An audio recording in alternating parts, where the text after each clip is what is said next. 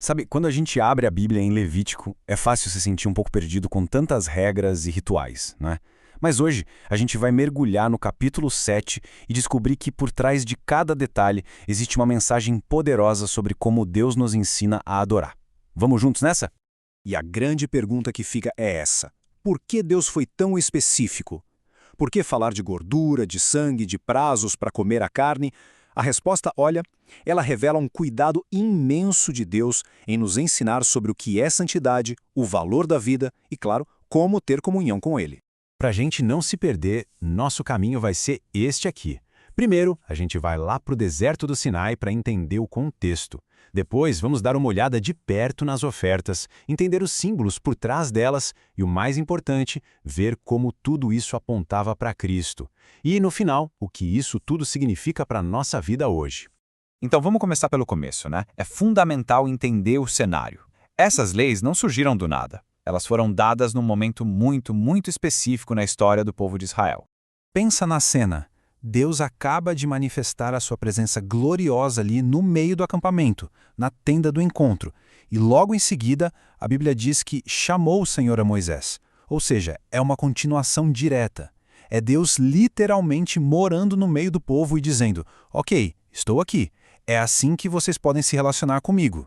E aqui está o pulo do gato.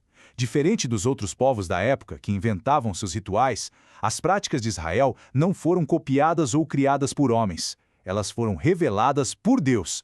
Ele mesmo estava desenhando o caminho para que o povo pudesse chegar perto dele com segurança e, claro, com muita reverência. Certo, cenário montado. Agora vamos entrar nos detalhes das ofertas que o capítulo 7 descreve.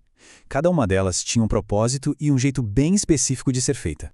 A primeira que aparece é a oferta pela culpa. O texto chama ela de oferta santíssima. Isso quer dizer que era algo separado, exclusivo para Deus. O papel dela era restaurar a ordem quando algo sagrado era desrespeitado ou quando uma pessoa prejudicava a outra. Agora, as ofertas de comunhão são muito interessantes. Tinha 3 tipos, e cada um tinha uma regra de tempo. A de gratidão, por exemplo, era mais urgente. Tinha que comer tudo no mesmo dia. Isso ensinava uma lição poderosa. A gratidão a Deus deve ser expressa com urgência, com zelo, sem deixar para depois, sabe? Sem tratar o que é santo com descaso. E olha que legal, o ritual exigia participação. A pessoa trazia a oferta com suas próprias mãos. Isso reforçava a responsabilidade pessoal na adoração. E tinha a oferta movida, aquele ritual de balançar o peito do animal. Era um símbolo lindo de que aquela parte era apresentada a Deus e Deus, por sua vez, a devolvia para o sustento do sacerdote. Ok, já vimos o que e o como. Agora vamos para o porquê. Por que essa proibição tão séria de comer gordura e sangue? Bom, por trás disso tinha um simbolismo muito forte. A lógica aqui era bem clara. A gordura era vista como a melhor parte, a mais rica. Ao entregar a gordura para Deus, o povo estava dizendo: Senhor, o melhor é teu. Já o sangue, o sangue representava a própria vida. Por isso, era sagrado. Era usado somente no altar para purificar e pagar pelos pecados. Essa frase resume tudo, né? O sangue não era só um líquido, era o símbolo da vida que o próprio Deus deu. Comer o sangue seria como desrespeitar a santidade da vida e o meio que Deus tinha criado para o perdão. E para a gente ter uma ideia da importância disso, a proibição de comer sangue é uma das pouquíssimas leis do Antigo Testamento que foram confirmadas para os não-judeus lá no Novo Testamento, em Atos capítulo 15. Isso mostra o quanto esse princípio é duradouro.